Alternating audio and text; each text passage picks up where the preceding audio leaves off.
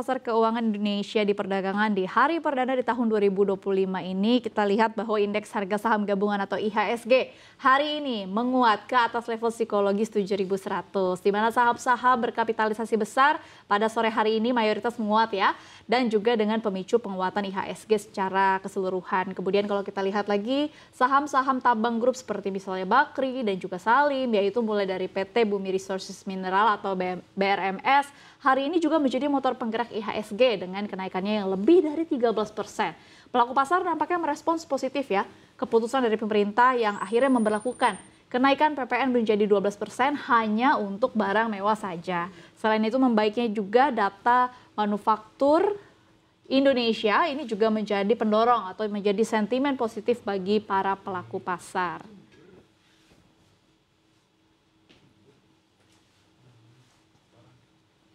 Ya, tadi kita sudah melihat, kita sudah mereview begitu posisi IHSG membuka tahun 2025 dengan cerah cemerlang dengan banyak kabar baik dari IHSG, meskipun memang kalau kita bandingkan tidak senada atau tidak secerah posisi rupiah kita. Tapi saya ingin bertanya dulu berkaitan dengan posisi IHSG kita di tahun 2025 ini. Mungkin dengan Mas Aid dan juga dengan Mbak DJ sudah bergabung bersama kami di Editor's View. Ya. Siapa yang mau jawab nih kira-kira?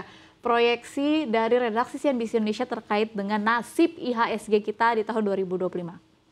Mungkin silakan. Mas Ai dulu kali Oke, Mas Ai silakan. Ya, di hari pertama perdagangan ini kan IHSG menguat cukup signifikan lah ya, kembali lagi ke 7.100-an gitu kan. Dan kalau kita lihat memang sentimen pertama mungkin ya PPN 12% itu hanya diberlakukan ke barang mewah. Itu juga walau bagaimanapun juga memberikan sentimen yang positif.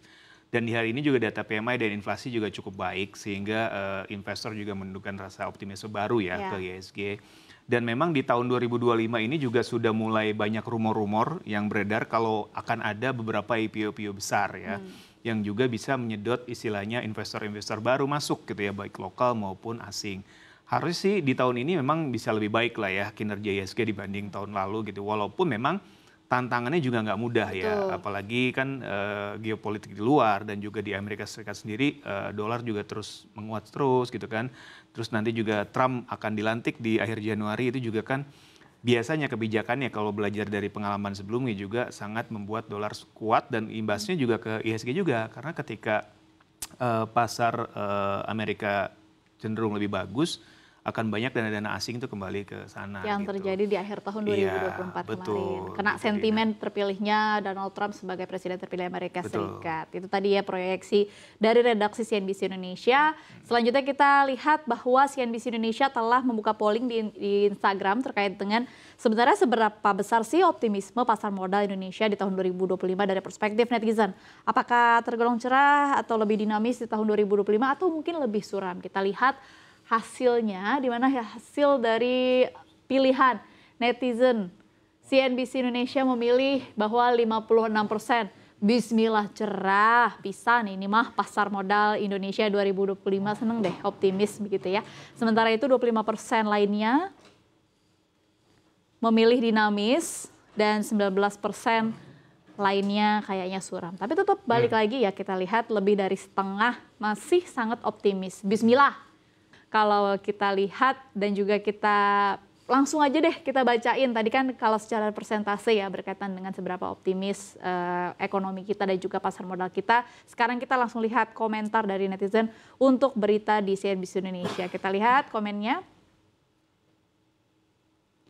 Dari @imade_kun, menurut saya dinamis sih, optimis juga tetap ada. Dinamis jadi pergerakannya ada dan arahnya juga lebih positif begitu ya. Kita lihat ke komen selanjutnya, yaitu dari @gibsonp. Selama usaha rakyat dibiarkan miskin, selama itu ekonomi negara ini tetap suram.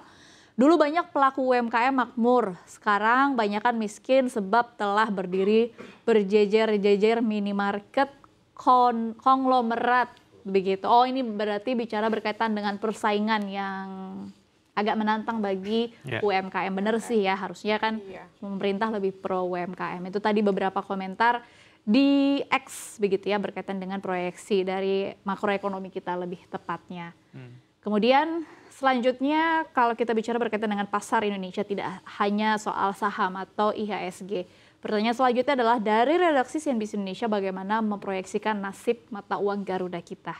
Rupiah. Silakan. Oke. Ini menarik sekali sih sebetulnya terkait dengan rupiah. Namun hal yang paling benar-benar krusial sekarang kita lihat ke depan adalah pelantikan Donald Trump sebagai Presiden AS.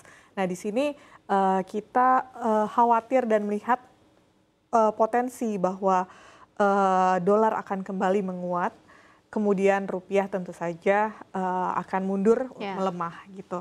Nah di sini kita tidak menargetkan titik manapun, namun kita melihat ada kemungkinan dolar indeks bisa tembus ke 110 dan hingga 112 gitu. Nah ini cukup kami antisipasi. Kemudian juga tadi kami baca juga dari pernyataan Ibu Sri Mulyani bahwasanya beliau melihat juga kondisi ke depan di 2025 cukup suram gitu. Masih ketidakpastian itu masih ada dan kemungkinan bisa lebih besar lagi setelah Donald Trump terpilih. Betul. Apalagi beliau mau menerapkan perang dagang yang lebih luas lagi ke negara-negara yang tentunya lebih luas lagi. Dan ini tentunya kita antisipasi untuk pergerakan rupiah ke depannya.